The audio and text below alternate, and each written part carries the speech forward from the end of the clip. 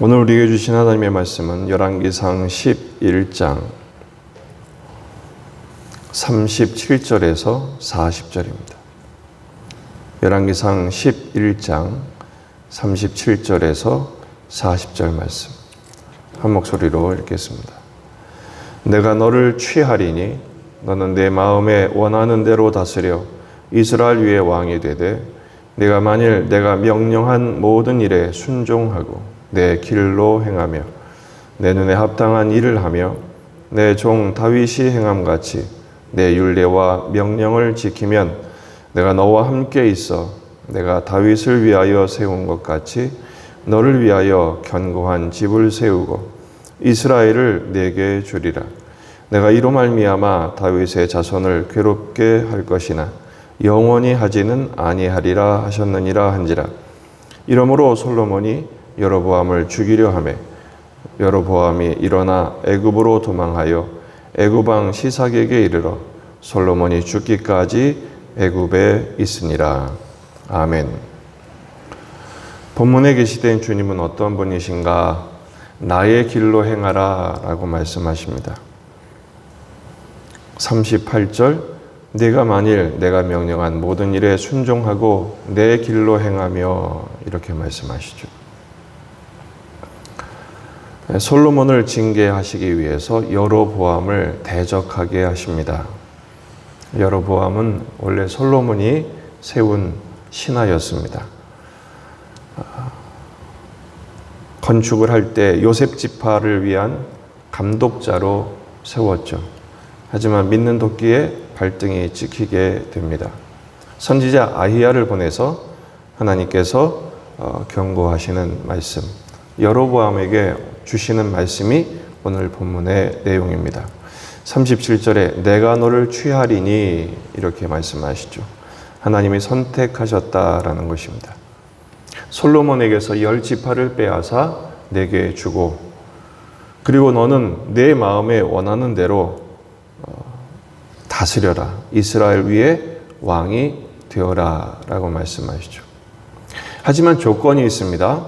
38절에 보면 네가 만일 내가 명령한 모든 일에 순종하고 내 길로 행하며 내 눈에 합당한 일을 하며 내 종 다윗이 행함같이 내 율례와 명령을 지키면 그랬죠. 내가 만일 이런 왕이 되면 내가 이런 약속을 하겠다. 어떤 약속입니까? 내가 너와 함께 있어. 내가 다윗을 위하여 세운 것 같이 너를 위하여 견고한 집을 세우고 이스라엘을 내게 주리라.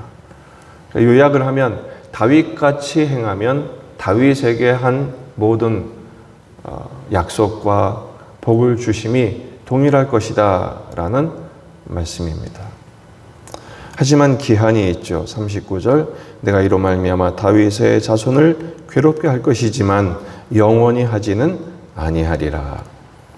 이 말은 너에게 왕이 되게 하는 권한을 주겠지만 기한이 있을 것이다. 절대적이진 않다. 이 말은 무슨 말입니까?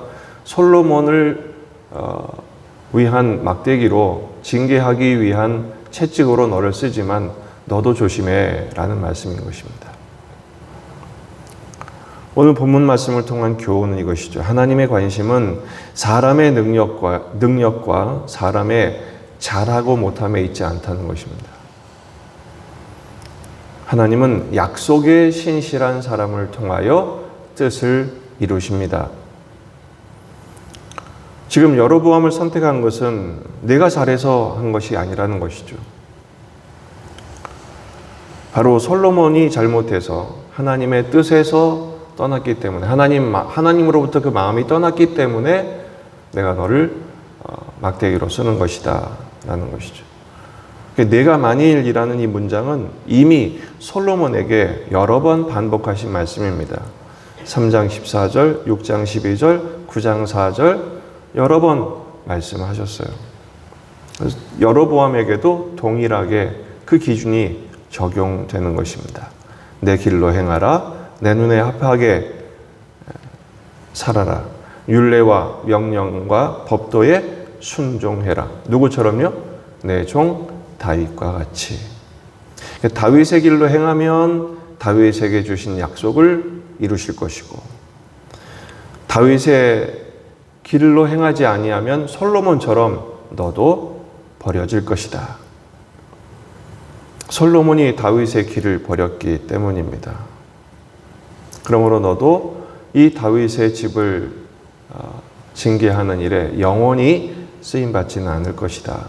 양날의 검과 같죠. 하지만 여로보암의 관심은 오늘 주신 말씀대로 사는 것에 있지 않았습니다. 여로보암의 관심은 자기를 과시하는 일에 몰두해 있었습니다. 그래서 열왕기서에 관용구처럼 등장하는 말이 있습니다. 여로보암의 길이었습니다. 나의 길로 행하라고, 하나님의 길로 행하라고 말씀하셨지만 여로보암은 자기 길로 갑니다. 열왕기상 15장 34절, 바하사가 여호와 보시기에 악을 행하되 여로보암의 길로 행하며, 그랬죠. 여로보암의 길로 행한 왕들이 여럿이 있습니다. 시므리, 오므리, 아하시야 등등. 결국 이 여로보암의 길은 하나님 보시기에 악한 자의 기준이 됩니다. 실제로 여로보암이 어떤 일을 했느냐? 금송아지를 2개를 만들어요. 그래서 단과 베들에 세워놓고 이것이 너희를 애굽에서 인도한 신이다. 예루살렘까지 굳이 올라갈 것 없다. 뿐만 아니라 여러 산당을 짓고 레위인이 아닌 일반인들을 제사장으로 세워서 제사를 직무하게 하고 절기를 하나님의 법대로 아닌 자기 마음대로 세워버립니다. 결국 하나님이 버리시죠. 끊어버리십니다. 다윗이 걸어간 길은 어떤 길일까요? 주님이 노정하신 길이었습니다. 시편 16편 8절, 주께서 생명의 길을 내게 보이시리니 주의 앞에는 충만한 기쁨이 있고 주의 오른쪽에는 영원한 즐거움이 있나이다. 주께서 보이신 생명의 길을 걷기 위하여 다윗은 애를 썼습니다. 결국 이 말씀은 우리가 걸어야 할 길은 무엇인가를 가르쳐 줍니다. 우리가 걸어야 할 길은 생명의 길입니다. 우리가 걸어야 할 생명의 길의 실체는 무엇입니까? 예수 그리스도시죠. 요한복음 14장 6절, 예수께서 이르시되 내가 곧 길이요 진리요 생명이다 말씀하시죠. 하지만 신자가 걸어가야 할 생명의 길은 그렇게 꽃길만은 아닙니다. 마태복음 7장 13절 14절, 좁은 문으로 들어가라. 멸망으로 인도하는 문은 크고 그 길이 넓어 그 길로 들어가는 자가 많다. 하지만 생명으로 인도하는 문은 좁고 길이 협착하여 찾는 자가 적음이라.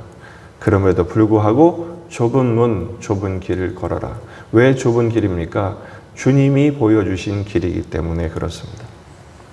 하지만 많은 사람들이 넓은 길, 넓은 문을 선호합니다. 편안하니까요. 사람이 많아서 안심이 되니까요.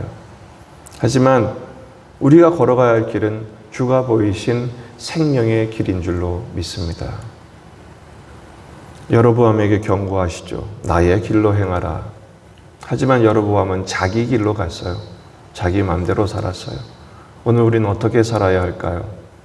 주님의 길을 따르는, 길이요 진리이신 예수님만 따라가는 예수님의 제자들이 되시기를 주의 이름으로 축복합니다. 그 길을 가되 주님이 우리와 함께 하시죠. 임마누엘 하셔서 주님이 함께 하시며 주님의 은혜로 그 길을 인도해 주실 것입니다. 그 길은 다름 아닌 말씀대로 순종하는 길입니다. 주님의 뜻을 묻고 주님의 은혜를 구하며 주님이 걸어가신 십자가의 길을 잘 걸어가는 축복의 한 날 되시기를 주의 이름으로 축원합니다.